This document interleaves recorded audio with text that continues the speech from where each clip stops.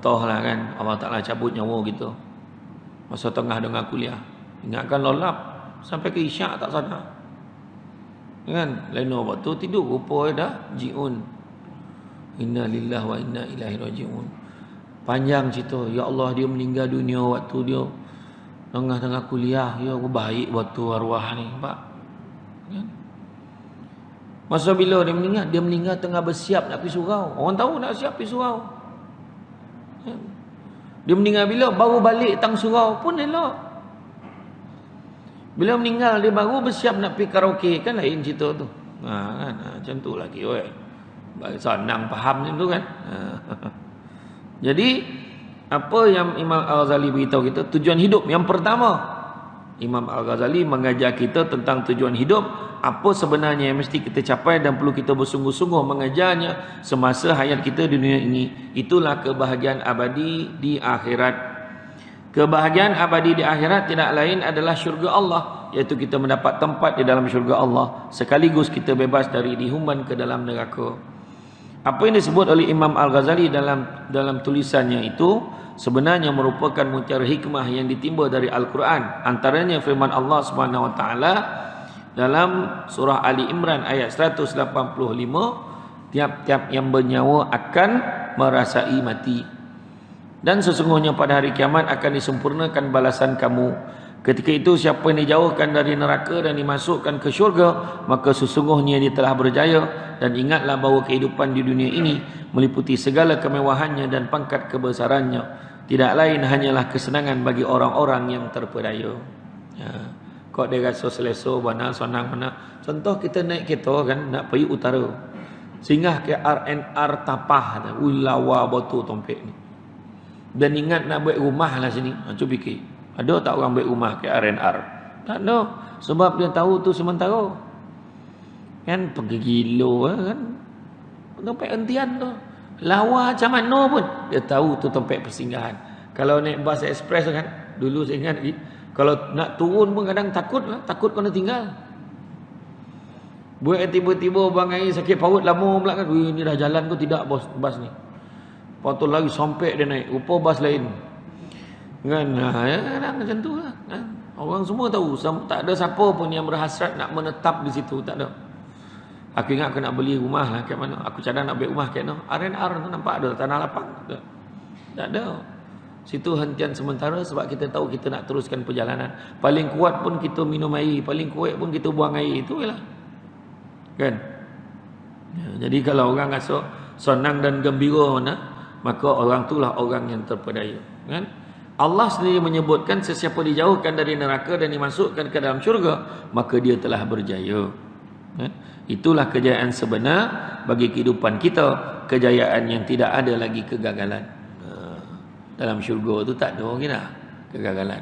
Kan digambarkan dalam kitab Mukasyafatul Qulub, apabila sebahagian orang dikatakan masuk ke dalam syurga, kemudian Allah Ta'ala perintahkan malaikat bukakan tabir itu supaya mereka dapat memandang kepada aku. Allah Ta'ala suruh malaikat buka tabir. Malaikat tanyalah. Bukanlah malaikat mempertikaikan, sekadar bertanya, ya Allah, mana mungkin mereka boleh melihat wajahmu ya Allah, sedangkan mereka derhaka padamu di atas dunia. Allah Ta'ala kata buka, kerana mereka ini telah bertaubat dan mereka juga menangis kerana aku ketika di atas dunia. Nampak? Menangis punya hal, soalan bocor. Menangis atas dunia kerana Allah. Maka bila ditarik selak tabir tu, semua sujud. Allah Ta'ala kata, bangunlah kalian semua. Wahai hamba-Ku, bangkitlah, bangunlah. Sesungguhnya di sini bukan tempat bersujud, sini bukan tempat beramal. Apakah kamu tidak rela kepada aku? Maka semua jawab apa? Ya Allah, mana mungkin kami tidak rela kepadamu ya Allah, sedangkan kau memberikan kami apa yang tak pernah ternampak kat mata, tak pernah terdengar kat telinga, tak pernah terdetik kat hati. Macam itulah hebat syurga.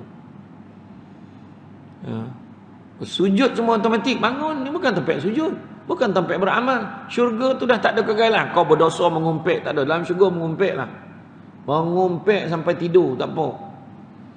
Tak ada masalah dah. Minumlah, apa minuman, minum. Kat hotel yang saya ada tengok, satu hotel tu package buka puasa, 36 jenis air dihidangkan. Gila betul.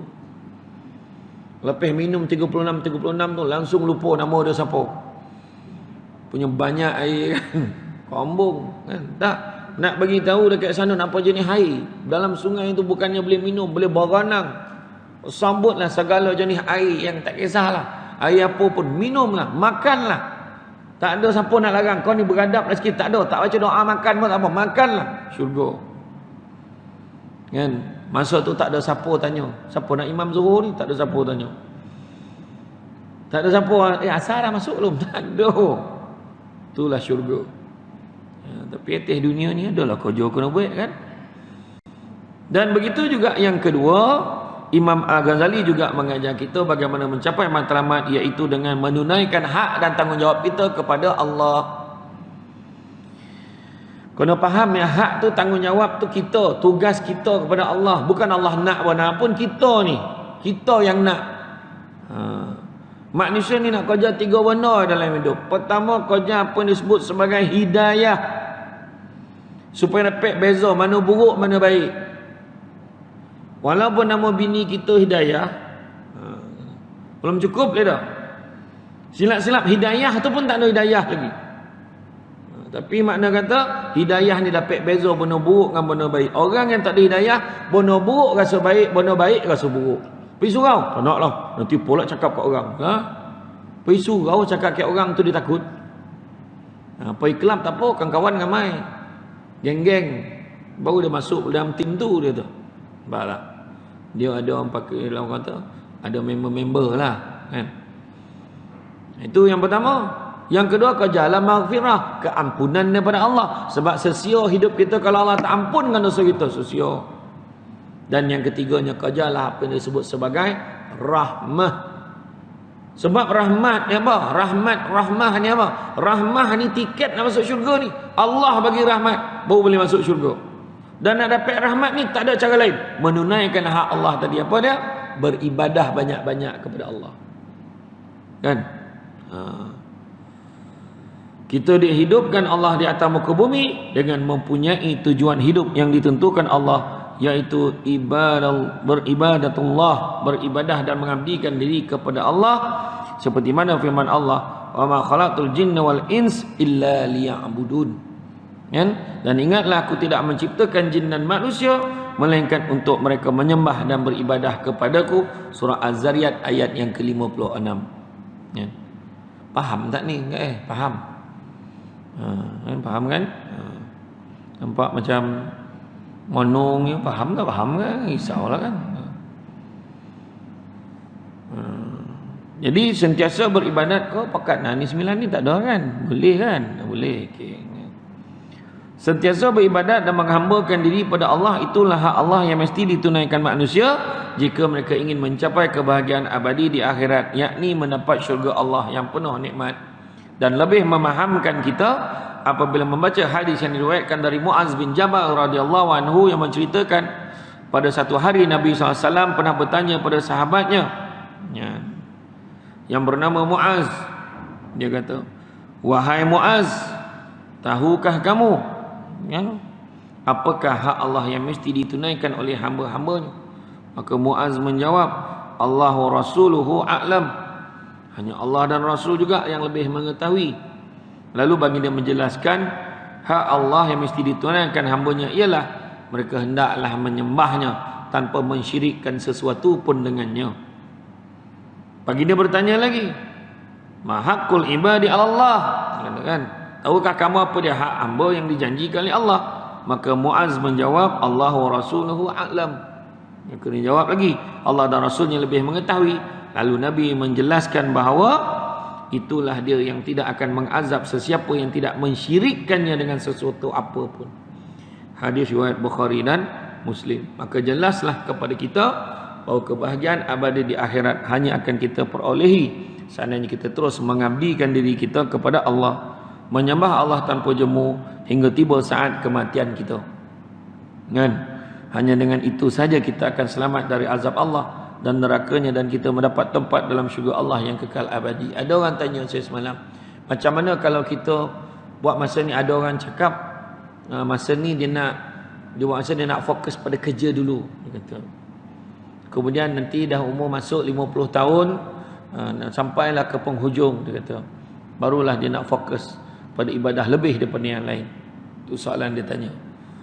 Saya tanya, kau confirm ke sampai 50? Tu soalan yang saya tanya. Kan, yang dia nak tetapkan target 50 baru start tu. Kan panjang cita-cita tu. Kan? Kalau kita tengok kan, memang betul antara larangan kan dalam kitab Minhaj Al-Abidin ni kan, Allah melarang hamba-Nya panjang cita-cita. Kalau hidup pagi jangan cita-cita hidup petang. Tapi orang kita jangan kata hidup petang. Dia cakap hujung tahun sok kau tengoklah macam mana aku buat rumah aku ni. Buat ayat dia. Yang paling nak tengok, yang paling ramai panjang cita-cita sekarang ni apa? Dulu dalam 2 minggu, 2 bulan, 3 bulan. Sekarang setahun. Apa dia? Baju raya. Main-main. Sepapan-sepapan kat nilai tu ada wali. Dia tampah siap awal. Macam awal tak baju dan cantik kan? Alamak. Ini baju ni kalau pakai pagi raya ni buntang orang prisin seboleh. Jangan main. Sekali PKP padan muka kau. Kan kau punya belagak kan. Kan punya dah macam dah testing PKP. Saya pergi Melbourne tu, orang saudara-saudara Islam kita yang duduk sana kan dia kata apa? Kita orang memang tak boleh baju raya ustaz, rugi kita. Asal raya mesti sejuk tu. Memang pakai jaketnya. Dia kata kan, sampai dah Melbourne kan, kau ingat dan kampung mana kan? Sampai kan. Ceramah. Kalau tak sebab ceramah tetap ulah kan.